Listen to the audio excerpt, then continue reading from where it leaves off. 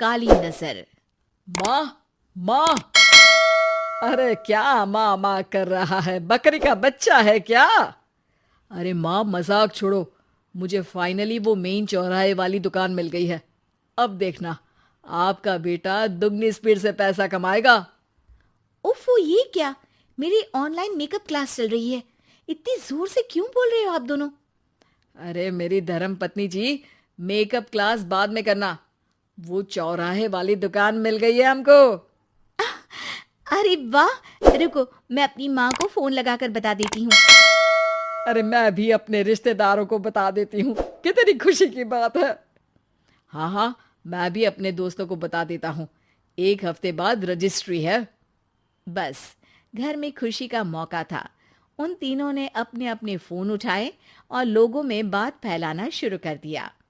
और रही सही कसर, श्वेता बहू ने अपने पड़ोस में सबको बताकर कर दी। अरे वर्मा आंटी, अब हम भी जल्दी कार ले लेंगे। घर का रेनोवेशन होगा और ठाट से रहेंगे हम भी। अरे, ऐसा क्या हुआ? लॉटरी बाटरी लग गई है क्या? अरे, इस बार चौराहे वाली मॉल में हमको भी दुकान मिल गई है। दुकान नंबर 21, जो एकदम चौराहे पर है। अब ग्राहक बढ़ेंगे तो आमदनी भी बढ़ेगी ही ना। अरे वाह, कितनी खुशी की बात है। मैं बहुत खुश हूँ तुम्हें इतना खुश देख के। बाकी एक बात कहूँ, सबको मत बताते फिरना। किसी की नजर लग जाएगी तो खुशी की खबर वापस लौट जाएगी। हैं? ऐसे थोड़ी ना होता है। अब डरा रही हो। अरे सही कह रही हूँ। काली नजर कहते हैं इस चीज को, जब आप किसी को कुछ बताओ और वो काम बिगड़ जाए। अरे लेकिन मैं तो। तुमने सबको बता दिया ना?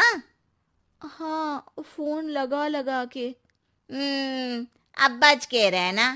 काली नजर बड़ी खतरनाक होती है। श्वेता इतनी खुश रहती है कि वो वर्मा आंटी की बात पर ध्यान ही नहीं देती, जबकि पड़ोस में और भी लोगों से खुशी की खबर शेयर करती रहती है। अगले दिन राजेश बहुत दुखी होकर घर आता है।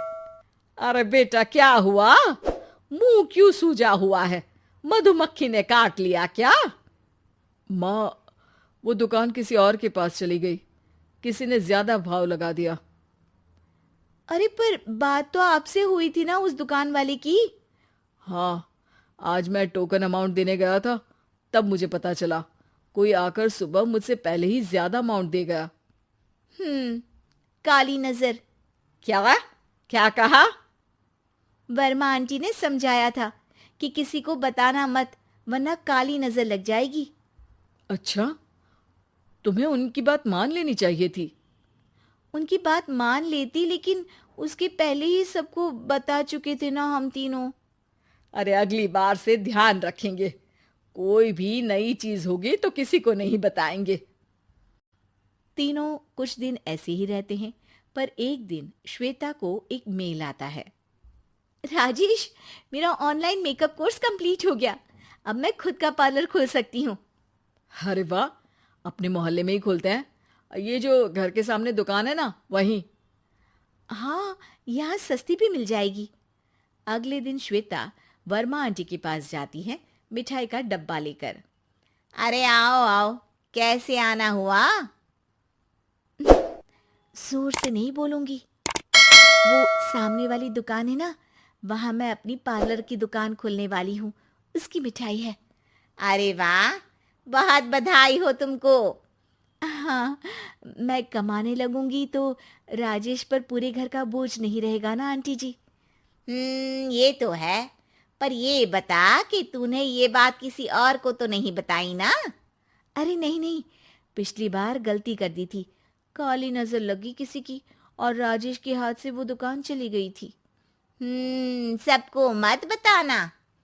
चलो मैं चलती हूँ, कल दुकान की बात करने भी तो जाना है। अगले दिन श्वेता दुकान के लिए मालिक से बात करने जाती है। अरे लेकिन दुकान तो हम कल रात को ही किसी को दे चुके हैं। कल ही? हाँ, कल ही। 2 दिन बाद कोई यहाँ पार्लर भी खोल लेगा। अब कहीं और दुकान देख लीजिए। अरे पर हमको भी तो पार्लर ही खोलना था। हाँ भाई, एक ही दुकान है, आधी आधी तो नहीं दे सकता ना मैं। राजेश और श्वेता घर पर हताश होकर आ जाते हैं।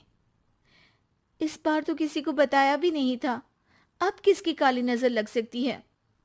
सुनो, तुमने माँ को बताया था क्या? अरे कैसी बात कर रही हो, माँ की नजर थोड़ी ना लगेगी। पक्का तुमने किसी को नहीं बताया था ना? सिर्फ वर्मा आंटी को बताया था, उन्होंने ही मुझे किसी को नहीं बताने को कहा। अरे यार, तुम भी सही हो, मेरी माँ को नहीं बताने को कह रही हो, पर वर्मा आंटी को बताना तुम्हें जरूरी लगा। अरे वर्मा आंटी ने ही तो काली नजर के बारे में बताया था ना, वो हमेशा हमारा भला ही तो चाहती है। मेरी माँ भी हमारा भला ही चाहती है। अरे पर चिल्ला क्यों रहे हो, बात नहीं कर सकते क्या आराम से? नहीं आता वो आराम से बात करना, और करना भी नहीं चाहता हूं मैं। दुकान जाने का दुख गुस्से में बदल गया था और राजेश और श्वेता में बात बंद हो गई थी। 2 दिन बाद मोहल्ले में पार्लर का इनॉग्रेशन हुआ, जिसमें मोहल्ले के सभी लोगों को बुलाया गया, पर श्वेता, राजेश और माँ नहीं जाते। माँ, अंदर आ जाओ, क्या देख रही हो? अरे नया पार्लर देख रही हूं अपने आंगन से। देखो, माँ को दूसरे का सुख देखने में कितना मजा आ रहा है, मेरा दुख नहीं दिख रहा इन्हें। यहाँ मेरा पार्लर भी तो हो सकता था। अरे चुप रहो यार, हर बात में लड़ाई क्यों ढूंढ रही हो? राजेश और श्वेता फिर बहस करने लगते थे। तभी माँ ने दोनों को बाहर बुलाया। अरे जरा देखो तो, दुकान चलाने वाले का बोर्ड पर नाम क्या लिखा है? श्रुति वर्मा। गाड़ी निकाल बेटा, हमें कहीं जाना है। काली नजर का इलाज कराने? राजेश अपनी बाइक निकालता है। तीनों ट्रिपलिंग कर रहे हैं। माँ राजेश को उस मॉल वाली दुकान पर लेकर जाती है जहां राजेश अपनी दुकान खोलने वाला था। यही दुकान लेना चाहता था ना तू? हाँ, पर इनको भी दुखी करने लेकर आई हो क्या यहाँ पर दुकान दिखाकर? वहां काफी नहीं था?